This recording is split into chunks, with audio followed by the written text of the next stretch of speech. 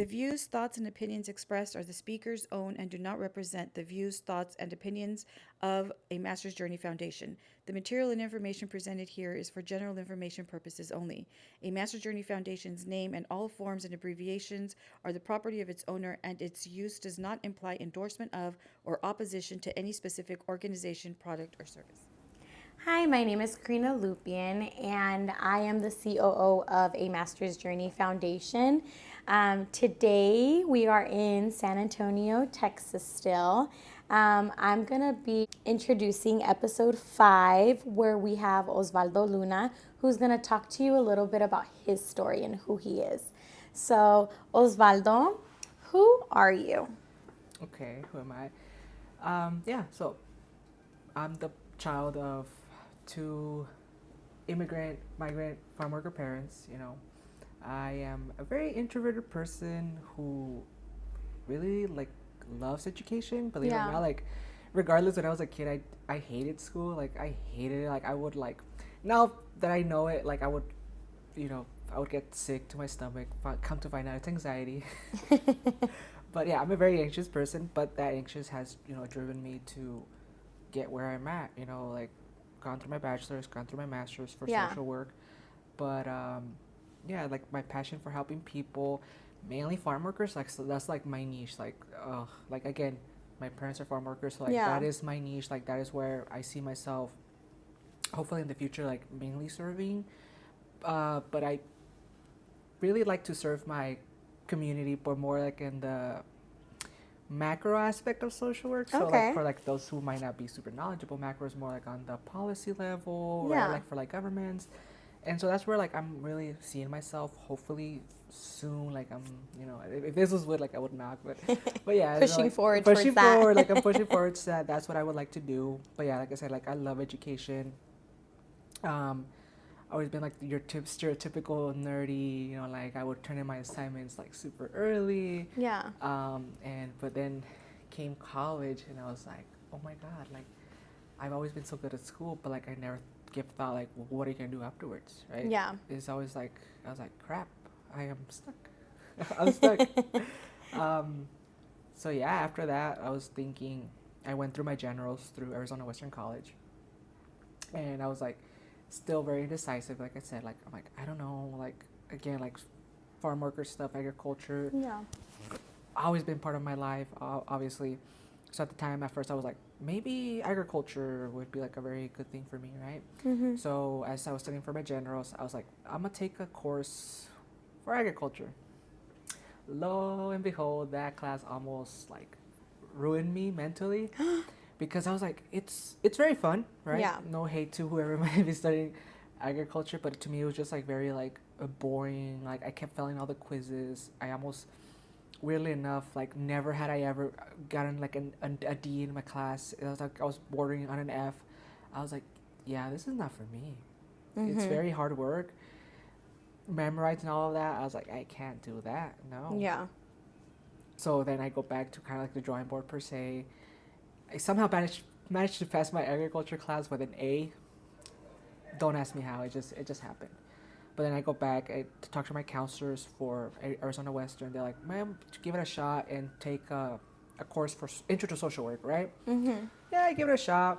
It's a night class. I'm going back into that same mentality. I'm gonna hate this class. No, I know Dr. Woods is here, the one that taught that course, thinking no, it's gonna be a night class. It's gonna be very, very tiring, very boring, and then boy was it proven wrong. It was amazing. It was an amazing class. I think what kind of solidified for me is I know Dr. Wizard was painting the circle of this is the person in the middle, and this is the person is affected by their family, by their housing situation, by the community, by the laws. And I was oh wow, this is so freaking cool. I want to do this because I could potentially make a change. And I was thinking at the same time, this fits the farm worker narrative that my niche, right? So I would go ahead and I'm yeah, I think this is for me. I came to love that class so much. I was oh, today I have Dr. Wish's class. It's so amazing. I'm gonna go take her class. I'm gonna learn some new stuff. And I was at that time where I had less than a semester left to graduate from Arizona Western. And I was like, I think that's what I'm going for. So I go talk to my counselors, and they're like, well, apply for NAU. Like, it's like, transfer. I was like, sure, why not? So I remember like one time I was in Dr. Rose's class, and she tells me, I asked her like, hey, how do I go about applying for the NAU Yuma social work program? And then she kind of gives me like the rundown, like, here's what you do, here's what you do. Talk to me. She's like always been like, I'll give you like a reference, right? I'll give you a reference. So she does that, but I applied. But before that, I went through like a very like dark patch in my life. Let's put it that way. Riddled with anxiety. Like before COVID hit, like when I graduated, like I just felt like I was like, what now? You know. So I hit like that very like rough patch. I was like, crap. I don't know what to do. Yeah. It took me like 6 months to get over it. I didn't go to school for that time, which I'm like, thank God. Like I said, I feel like if I would join like started school immediately, I probably would not have graduated. Yeah. Probably the worst time for like my mind to be doing that type of work. But coming back, it was amazing. Even though it was through Zoom, it was amazing, honestly. That's great.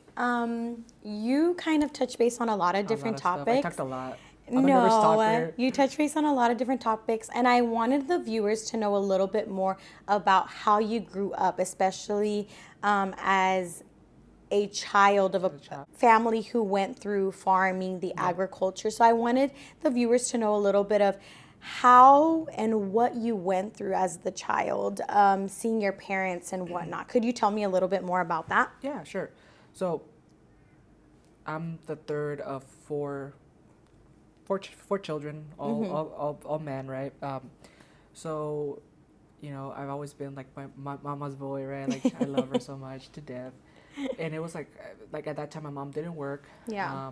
But my dad did. So like at that time, the house was solely, you know, sustained by my dad. So we never grew hungry. We never grew up like being hungry, obviously. But we did grow up with like, oh, I want this. Well, you can't have it because we don't have the money. It's either you buy this or we pay rent and buy food. Yeah, the necessities. The necessities. Yeah. So never did I ever like go hungry. Never did I ever like not have shoes, clothing, roof. I had all of that, but rarely did I get a chance to have like a luxury per se. So that was one thing. After my mom had my youngest brother, she went to work, and that's when, you know, like I would not see my parents. Like I know my dad for a fact. Like I would not see my dad like for like days on end, because he would work. Wow. He would work like the night shift. So, and I would go to school. Yeah. So when he was home, he was sleeping and I was in school. So by the time I got there, he was either like still sleeping or he was already gone for his night shift at the coolers, essentially, where like they pack all the vegetables. Babysitters were like a big thing. You know, my mom, when she started working, babysitters. And yeah, like eventually, like once my mom began to work, there was a little bit more income. I had we had like a little bit more luxury stuff, like, you know, like some name brand stuff, but nothing like too crazy, you know. It was just like a little bit better. Sharing rooms with my youngest brother until like maybe like 5 years ago when my oldest brother moved out. Yeah. But yeah, it was like not tough, but it was a little tough. But like I would never change it. Like it has made me who I am today. Aww. So it's amazing. Could you say that maybe a little bit of your past allows you to kind of connect to those populations now a little bit on a different level than somebody else who maybe wouldn't have experienced something like that? I'd say yes. And again, it goes back to like, I saw my parents go through all that stuff. Yeah. Or for like, today we saw the amazing presentation from NAU colleagues talking about like all the hardships, all the stuff that the employees put their workers through. And I was like, why do my parents have to endure this stuff? Like, it's not right. Like, because of them, you essentially have money, and yet you treat them like garbage. So to me, it's always been like a sore spot that like, you know, I'm trying to hopefully in the future really address. Yeah. So you talked a little bit also about feeling anxious and having that anxiety come and take like place into your life, and how that, you know, you had to kind of learn to manage that to kind of continue. Can you talk to the viewers a little bit of how that experience was for you? For sure. So like I said, like I think at that time I went through counseling because I was a mess, you know, in all honesty. It took me, like I said, like 6 months to kind of learn to deal with it. Yeah. And I think it really stemmed from the fact that I was done with AWC. Okay. And like I was like, yeah, I'm going to social work, but like again, like kind of what's waiting for me. Yeah. And then like like at the same time, it didn't help that COVID hit. Oh, I know. So it was like again like, oh, okay, like I was trying to feel a bit better, that fact that I'm like, okay, I'm trying to relax, but then COVID hit, so I'm like, okay, I gotta learn to relax that too. Like, okay, it's okay, you'll be okay if you get it, it's okay. So yeah, it was managing all of that. And to this day, like I still have anxiety, obviously, like it hasn't gone away, but I've learned to manage those episodes a little bit, like way better. Use coping skills. I use coping skills. And then the fact that like school really took like a spot in my brain, was like, okay, it's gonna fill in it's gonna kind of remove the anxiety a little bit, and it did. So now like for honestly, like me learning is like my escape. That's how like I kind of just don't think about the anxiety, think about what you're learning right now. Yeah. So you made those connections of, early college life and how, going through the agriculture programs and then going into, social work fields. When did you make the connections of like pursuing your education, like into your bachelor's in social work, into your master's of social work? Like, when did that kind of come into play, and like how did you navigate all of that? So like I said, like social work for bachelor's was like, I took that class, it's another introductory class, and I was like, no, no. And I took the night class. I was like, I was very skeptical. Again, said I loved it. Asked Dr. Wizard. She's like, here, you'll have my recommendation. Yeah. First start to it, right? The bachelor's program, like I said, like everybody will tell you, it does break you, but it breaks you to a point where you're like, just to kind of rebuild you into like a better version of yourself. Okay. Right? That's the way I think it. And it's good because like honestly, like I'm still shy, I'm still very introverted, but like today I did the presentation. Tell if I would have like told myself like 5-6 years ago, you're gonna go do that, I would have like be like, nope. Never. Could never. Yeah. I'm not doing that. Make a fool out of myself? No. Yeah. So again, the bachelor's program kind of helped me get over my shyness more than ever. And then to the transition of the master's, I was like, should I do it? Should I not? Because I'm like, because the student loans more than likely. Because Yeah, again, it's like tough. we know that after you go to graduate school, you don't get help. That's on you. That's on you now. And I was like, oh, great. Like, I worked through my bachelor's, but then I went to a gap where I didn't work. Yeah. And I was like, how am I gonna pay for this? How am I gonna? And It's so I'm tough. like, I made this decision. I'm like, well, you're gonna get student loans, and you're gonna go. And then I peer pressure my lady to come with me, and she came with me. Yeah, and then I went through the program. It was like, again, like we only met like the bachelor cohort until like the very last semester, like Yeah. And we still like made really, really great bonds, but like the fact that the masters was all done like in person since day one, like oh my god, like the potlucks we had, like it was just Everything that came with it. every other like Saturday, like, hey guys, you gotta bring this, you gotta bring that. What food are we eating next What food are we week? eating next? Are we gonna go eat? Or are we gonna bring something? Yeah. And it just like honestly, it was tough, but like just those senses of like camaraderie, like you're feeling the same thing I am, made it feel like a little way better.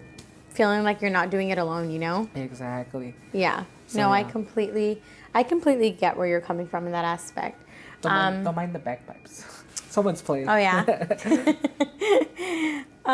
So what are you doing now? Like, what are your next hopes and dreams and goals, and where do you want to be at next? Now, so unfortunately, after graduation, I did land a job through the county, but it just wasn't for me. So after 3 weeks, I was Which is okay. I'm like, I'm out. I'm out. This is not for me. So currently jobless, unfortunately, but I have been keeping myself entertained with a master's journey, right? Yeah. And it's been fun. Like I've been researching like all the stuff for how to become a nonprofit, how to do get your EIN, all that stuff. It's been like really cool. And can I say it, Dr. Whistler? Can I? You're gonna say whatever you want. This is Okay. your story. This is your I will story. I will be teaching at NAU next semester. Woo! That's a for huge sure. thing. It's a huge thing because I'm like, when did I ever think like that has never been my avenue? It was like you're gonna be teaching. I'm like, it's cool, but like you asking the shy kid to teach. It's Yeah. like, are you okay, Dr. Wizard? I am so proud of you. So- I don't know. I don't know how to contain it. So yeah, that's my next All of it. thing. And In your future? very, very graciously, she said, you'll be doing the Borderlands class. I'm like, well, say less. Right? If I was hesitant to be like, you're just telling me I'm gonna do the Borderlands class that has to do with migrant stuff and immigrant and like farm workers, I'm like, I'm there for that. I'm there. So now you get to leave different Now type I of impacts get on to people lead coming that. into Yeah, these it's gonna things. be amazing. Hope to make Kara and Dr. Wizard proud. I'm sure you will.